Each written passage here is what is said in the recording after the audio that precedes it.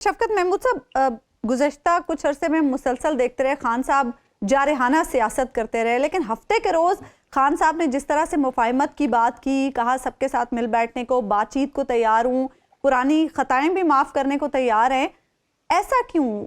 ये ऑफर किसके लिए है और क्या महदूद मुद्दत के लिए या लामहदूद मुद्दत के लिए? देखिए, सबसे बड़ी जमात है तहरीक इंसाफ। इंशाल्लाह जब इलेक्शन होगा तो मुझे तो लगता है कि 2/3 मेजॉरिटी आएगी। तो एक नेशनल लीडर के तौर पे, एक नेशनल लीडर की हैसियत में इमरान खान साहब ये चाहेंगे कि जो मुल्क में एक तनाव है, तजाद है, एक पोलराइजेशन है, उसको ख़त्म किया जाए। और इसीलिए उन्होंने एक जिसको अंग्रेजी में कहते हैं ऑलिव ब्रांच जो है वो एडवांस की कि हमारा किसी से कोई जाती झगड़ा नहीं है। और ये कई दफा इमरान खान साहब कह चुके हैं कि मेरा तो किसी से कोई जाती झगड़ा नहीं है। सो सवाए उनके कि जिन्होंने लूट मार की है, इस कौम का पैसा जो है वो लेके बाहर भागे हैं, उनके अलावा उन्होंने ये ओपन ऑफर दी है कि वो सबसे मिलकर बैठने के लिए तैयार। ये समझौता सियासतदानों के लिए नहीं होगा। उन्होंने कहा ना मैं समझौता करने के लिए तैयार हूं, तो सियासतदानों से कोई समझौता नहीं होगा। नहीं, समझौता वो करने के लिए तैयार है। करप्ट लोगों को माफी नहीं है, बाकी सब के लिए तैयार है। अब करप्ट लोग तो जाहिर है कोई भी खुद को करप्ट नहीं कहेगा, लेकिन आपकी तारीफ के मुताबिक कौन है करप्ट लोग? देखिए, मैं इस वक्त आपको हबीब साहब बैठ के लिस्ट तो नहीं दूंगा करप्ट लोगों की, लेकिन आपको भी पता है, मुझे भी पता है, जिन लोगों ने लूट मार की है, जिनकी जदातें बाहर हैं, जो ये बता नहीं सकते कि जदातें कहाँ से आई हैं, जो आज तक कभी को मनी ट्रेल नहीं दे सके, जो कन्विक्टेड हैं कोर्ट ऑफ लॉ से। तो ये सारी कैटेगरीज ऐसी है ना कि जो कि अवाम भी जानती है। खान साहब की नजर में तो फिर पूरी पीडीएम ही करप्ट है ना शफकत महमूद साहब? देखिए, मैं इसके डिटेल में, पीडीएम में बेशुमार लोग हैं, पीडीएम में अच्छे लोग भी हैं, ये नहीं कि सारे लोग जो हैं वो ऐसे हैं, अच्छे लोग भी हैं पीडीएम में। तो मैं सिर्फ ये कह रहा था कि इस वक्त हमें ये देखना चाहिए कि खान साहब ने जो बात की है वो एक मुस्तकबिल में कौम को इकट्ठा करने के लिए उन्होंने कहा है कि मैं सबसे बात करने के लिए तैयार हूं। लेकिन दूसरी तरफ अगर हम देखें तो यानी हम ऑलिव ब्रांच को अगर हम देखें तो जाहिर है अक्रॉस द बोर्ड, जैसे आपकी बात से भी समझ आ रही है कि अक्रॉस द बोर्ड है, लेकिन इसका पहला जवाब ये आता है कि हुकूमत की तरफ से इस्लामाबाद की पुलिस आती है ज़मान पार्क और बाकायदा तौर पर इमरान खान साहब को गिरफ्तार करने की कोशिश की जाती है।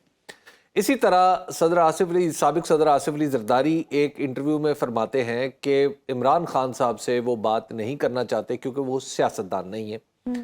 अब यानी आपको लगता है कि अभी इस तरह की स्पॉइलर एक्टिविटी जो है वो मजीद होगी? स्पॉइलर एक्टिविटी तो होगी। और ये जो आसिफ जरदारी जो कहते हैं ना कि सियासतदान नहीं है, इनका मतलब है कि झूठ बोलना, मक्कारी करना, धोखा देना, ये सियासत चीज होती है। ये सियासत का मतलब ये नहीं होता कि ये सारी जो मक्कारी है ये सियासत नहीं है। सियासत का मतलब ये है कि आप अवाम की खिदमत करें और अवाम की खिदमत जो है वो बेलौस होके करें। तो ये इनकी एक तावील है जो जिससे मुझे तो कोई एग्रीमेंट नहीं है। लेकिन बहरहाल ये आपकी बात दुरुस्त है कि कई लोग चाहेंगे कि मसला फजलुर रहमान जो है, फजलुर रहमान किसी किस्म की कोई एग्रीमेंट नहीं चाहता, क्योंकि फजलुर रहमान को पता है कि उसको तो केपी के अंदर और बलूचिस्तान में अगर कोई चैलेंज है तो वो तहरीक इंसाफ से है।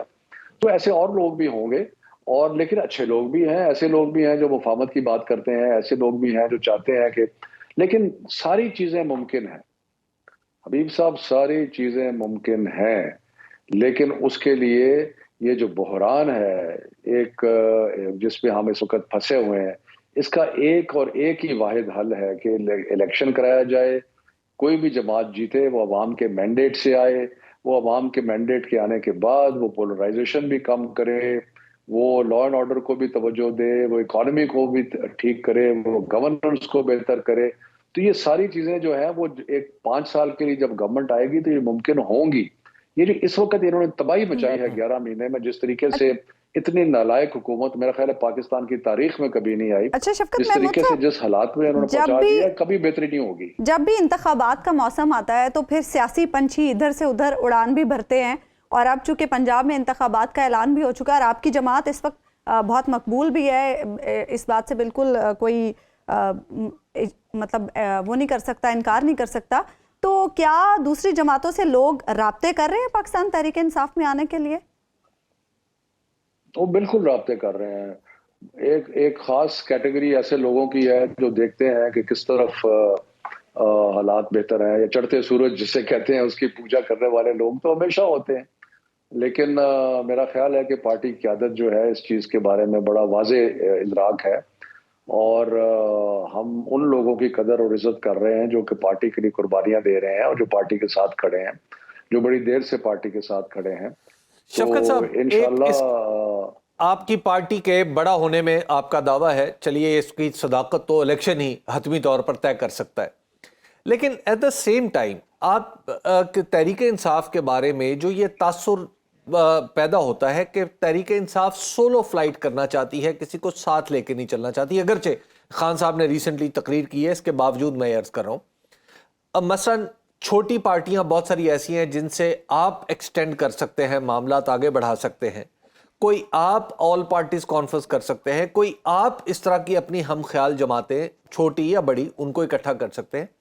आपकी तरफ से जो सोलो फ्लाइट की जा रही है, ऐसा नहीं लगता कि दूसरों को नजरअंदाज करके सिर्फ आपकी पार्टी ही आगे जाना चाहती है और अपने साथ किसी को ऊपर का सफर नहीं करवाना चाहती? अभी सर देखें, बात यह है कि अगर आप हमारा पिछला ट्रैक रिकॉर्ड देखें तो हुकूमत जो हमने की 3.5 साल, उसमें उसमें हमारे साथ एक कोलिशन थी, उसमें और भी जमातें थी, छोटी जमातें भी थी, चंद लोगों की जमातें भी थी, बाप पार्टी थी, MQM थी, GDA थी, GDA के शायद 3 या 4 मेंबर थे। तो इसलिए ये कहना कि हम किसी के साथ चल नहीं सकते, ये और अगर ये साजिश ना की जाती और अगर ये वोट ऑफ नो कॉन्फिडेंस के पीछे कुछ हाथ ना होते तो ये पार्टीज हमारे साथ बड़ी ठीक थी और बड़े आराम से मामला चल रहा था। उन्होंने तो उनके इशारों की वजह से छोड़ दिया और लग गया। तो आइंदा भी, ऑल्दो मुझे यकीन है कि अगर इलेक्शन हो जाता है और जो कि जल्द होना चाहिए आइन के मुताबिक, तो हमारी तो 2/3 मेजोरिटी आएगी, लेकिन उसके बावजूद हमारी कोशिश ये होगी कि मुल्क में पोलराइजेशन जो है उसको कम किया जाए, मुल्क में जितनी जमातों को हम साथ लेके चल सकते हैं साथ लेके चलें, क्योंकि असल जो हदफ होनी चाहिए और जो हमारी है वो ये है कि हमने मुल्क को किस तरह बचाना है, मुल्क को आगे कैसे लेके चलना है। इतने बुरे हालात मुल्क के कभी भी नहीं थे जो आज इस 11 माह के बाद इस हुकूमत ने जहां पहुंचा दिया है, तो उसके बाद अभी बहुत मेहनत करनी पड़ेगी और उसमें सबको साथ लेके चलना। अच्छा शफकत महमूद साहब, टिकट्स की तकसीम के हवाले से क्या सूरत हाल है? खान साहब ने कहा है कि इस बार वो खुद सबको टिकट्स देंगे, पंजाब से कुछ नाम भी सामने आए हैं और ये भी पॉलिसी सामने आई है पाकिस्तान तहरीक इंसाफ की कि जिसे टिकट नहीं मिलेगा वो आज़ाद हैसियत में इलेक्शन ना लड़े, अदरवाइज ये पार्टी पॉलिसी की खिलाफ वर्जी तस्वुर की जाएगी। नहीं, नेचुरली जिसको टिकट नहीं मिलेगा अगर वो आजाद खड़ा होता है तो पार्टी पॉलिसी की खिलाफ वर्जी होती है। लेकिन खान साहब ने इस दफा बड़ी सख्ती से कहा है उससे पार्टी से निकाल दिया जाएगा। नहीं, वो ठीक कह रहे हैं, इसलिए कि अगर आपको टिकट नहीं मिलता और आप आजाद खड़े होते हैं तो फिर इसका मतलब ये है कि आप पार्टी के खिलाफ जा रहे हैं ना, क्योंकि जो पार्टी का कैंडिडेट होगा उसके खिलाफ आप एक तहरीक चला रहे हैं। लेकिन ये है कि टिकटों का प्रोसेस जो है उसमें एक फर्स्ट कहना चाहिए रीडिंग कह लें या एक पहली एक्सरसाइज हो चुकी है और उसमें कुछ लोगों को शॉर्टलिस्ट, किसी का अनाउंस अभी तक नहीं किया, ये मैं क्लियर कर दूं आपके साथ, किसी को अनाउंस नहीं किया, लेकिन शॉर्ट लिस्टिंग कुछ की हो चुकी है और उसमें आप देखेंगे कि आइंदा चंद दिनों में ये प्रोसेस जो है वो शुरू हो जाएगा और टिकट जो है वो कंफर्म होने शुरू हो जाएंगे। कुछ खबरें आ रही थी हमाद अजहर साहब का नाम तो अनाउंस हुआ है लाहौर से। देखिए, अभी तक किसी का नाम लाहौर से नहीं हुआ, किसी का नाम ना मेरा हुआ है ना हमारा का हुआ है ना किसी का हुआ है।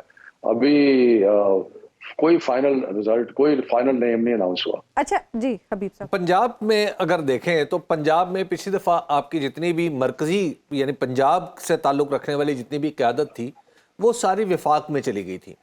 तो अब हमाद अजहर साहब हैं, आप हैं, जनाब फवाद चौधरी साहब हैं, शाह महमूद कुरैशी साहब हैं, परवेज इलाही साहब भी अब ज़ाहिर आप में शामिल हैं।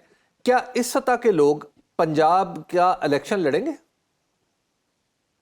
हो सकता है, इसके बारे में कोई फाइनल फैसला तो नहीं हुआ, लेकिन हो सकता है कि वो इलेक्शन लड़े, हो सकता है कि वो एक ऑप्शन चेयरमैन के पास होगी कि कौन कौन से लोग जो हैं वो पंजाब में होने चाहिए। तो ये तो एक टैक्टिकल है, पंजाब पार्टी जो है बैठ के हिसाब किताब लगाएगी। लेकिन आपके जिस सवाल का शॉर्ट आंसर ये है कि यकीनन ऐसे लोग हो सकते हैं जो कि पंजाब का इलेक्शन लड़े या दोनों इलेक्शन लड़े। अच्छा, बार बार ये सवाल उठाया जाता है शफकत महमूद साहब के चौधरी परवेज इलाही साहब की पार्टी में कबूलियत का लेवल क्या है, क्या दिल से उन्हें कबूल कर लिया गया है? बार बार ये सवाल क्यों उठ रहा है? और साथ ये भी कि क्या आइंदा वजारत आला के उम्मीदवार PMLQ यानी साबका PMLQ में से कोई होगा?